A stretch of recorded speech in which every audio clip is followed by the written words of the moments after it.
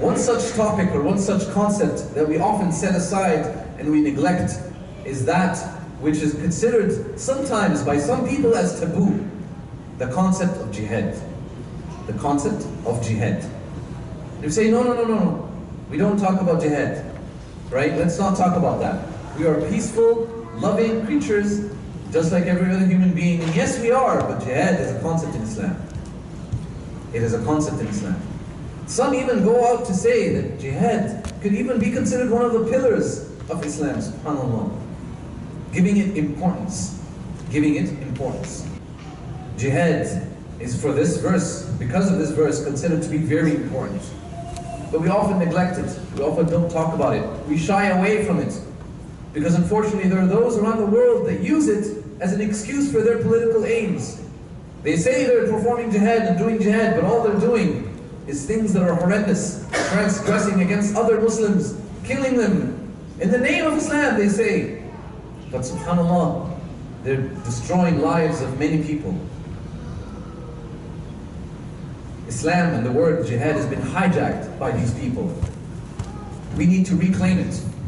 We need to say that yes, jihad is part of our belief, but it has nothing to do with the crimes that they're doing. What they're doing is, they're just using the word, but they're not really doing anything about it.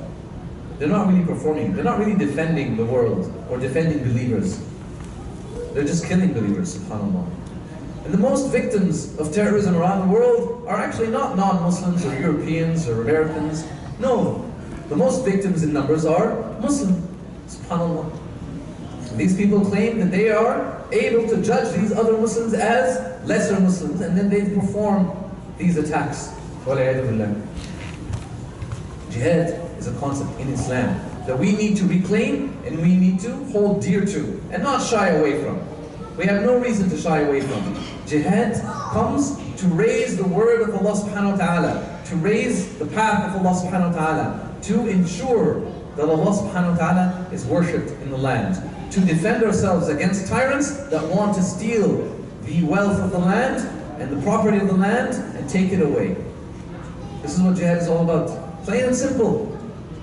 Are we not allowed to defend ourselves in any law of the land, in any country in the world? There is self-defense laws where people are allowed to engage in self-defense to the extent that if somebody were to have an intruder in their house, they're allowed to shoot them. So if you're in your house and you feel fear for yourself and somebody's intruding on your house, you're allowed to shoot that person. You're allowed to defend your house from this intruder. All around the world, self-defense is legitimate. But when it comes to Muslims and when they come to use it and when they come to say and use the word jihad, unfortunately, the tyrants don't want that to happen. They want us not to even mention the word or talk about it. They want us to have a version of Islam that doesn't use that concept or promote that concept of self-defense. Let's be docile. Let's be quiet. Let's bow down to the tyrants. Let's allow them to do whatever they want to do because they are the rulers and we're commanded in some places to obey the ruler.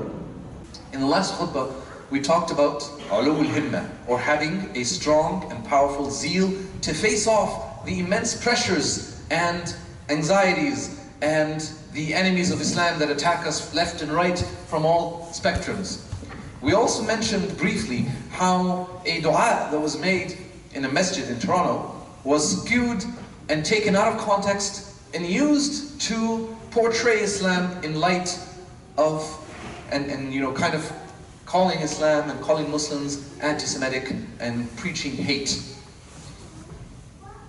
It so happened that the khatib or the imam at that masjid at that point in time, and it was one of the prayers in Taraweeh, he made dua against the transgressors, and he made dua against Jews, specifically referring to the Jews that happened to occupy Palestine. But his words, this is what he meant, this is what we all mean when we make that dua most of the time, but what he said was taken out of context and made to show that he is calling against or preaching hate against all Jews, regardless of where they may be. We need to be fair. We need to condemn those that attack us. We need to fight them with our words, with the pen, with our logic. But it cannot be a stereotype that we categorize everybody. All Jews, all Christians, that is not acceptable. And sometimes you find people that make that dua, right? We make the dua against all Jews and all Christians, right? Sometimes the dua is like, make their women become widows, make their children become orphans, destroy them, cut them in half, right? Sometimes these powerful, dua that you find and you hear sometimes. Shaykh Yusuf Qadhi says that this is not befitting of a Muslim to make such a dua.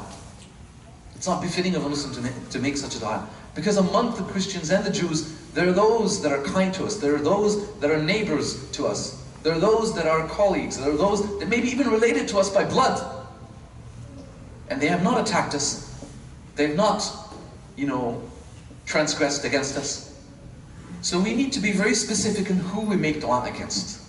Right? There's a very big difference between a Zionist and a Jew. So our dua should not be against Jews specifically. It should be about the Zionists that claim the occupied territories in Palestine.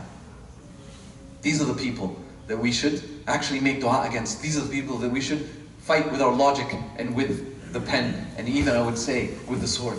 The people that come to us and occupy our lands. The people that attack us. As the verse says, وَقَاتِلُوا فِي سَبِيلِ اللَّهِ الَّذِينَ يُقَاتِلُونَكُمْ. Those that attack you, those that fight you. And this concept exists in numerous places in the Quran. But unfortunately, those that are on the extreme amongst Muslims, they ignore that concept. They try to take verses out of context and they just paint everybody in the same brush. Every non-Muslim is an enemy. Some of them even go to the extent that any Muslim that deals with a non-Muslim is also an enemy. Subhanallah, subhanallah. They judge people as such and they stereotype people as such. And on the other side of the spectrum, you find people that say, you know what, it doesn't matter if they're Zionists, they're not really, hurting me, myself, or my family here in Canada. They're just hurting people, in Palestine, right? So it's a very different thing. And you know what? They kind of dilute the whole essence of people that attack you, that we need to create barriers between. So we need to be very mindful of what we say and how we say it, inshallah al-alameen, and very careful of the words that we say, because it really matters. It really matters. Because subhanAllah, when you paint all the Christians and the Jews in one way, or all the non-Muslims in one way, when you say all non-Muslims are horrible, all Christians are horrible, everybody is, going to hellfire, when you say things like that, what are you doing? You're doing anti-dawah. Anti-dawah. And subhanAllah, instead of being the reason why somebody would become a believer, and we would get, humur al-ni'am, khayrun laka min humur al-ni'am, much better for you than the best of blessings. Instead of being the reason for the guidance of one person, as the hadith says, we become the reason for the misguidance of people. We become the reason for their misguidance. Walayadu billah. Subhanallah. We become a barrier for them to come closer to Allah subhanahu wa ta'ala. A hindrance, a reason for them, or an excuse for them to turn away from Islam and to turn away from Allah subhanahu wa ta'ala. A very powerful verse in the Quran talks about this. And it says, وَلَا تَسُبُّوا الَّذِينَ كَفَرُوا. Don't curse them. Don't curse them. Why? فَيَسُبُّ اللَّهَ عَدْوًا وَبِغَيْرِ عِلْمٍ. So they would curse Allah subhanahu wa ta'ala in return. What you say is heard and recorded and posted online somewhere else. What happens in a small, town or village in the south of Egypt will be heard across the globe. Right? We no longer can say that we're just talking amongst ourselves and we are not really, nobody's hearing us. No, we have to be true to our words. What we say needs to be a true reflection of our beliefs and our understandings. We need to be not just mindful of recordings or worried or scared of being recorded. No, but we need to be true. We can't be hypocrites. We need to be true to what our belief says, what Islam is all about. Ya Allah, kun ma mujahideen fi kulli makan, ضد العدوان وضد الصهاينة وضد كل من قاتل المسلمين يا رب العالمين. Ya Allah, be with them, be with those that attack those that attack us. Ya Allah, be with the mujahideen that fight against the tyrants, those that imprison, those that torture, those that persecute, whether they be Jews or Christians or Muslims. Be against all of them for their tyranny and for their transgression. Be against them all, Ya Allah, and be with those that fight them, Ya Rabb al-Alameen, against all Zionists, against all those that attack and occupy our lands wherever it may be.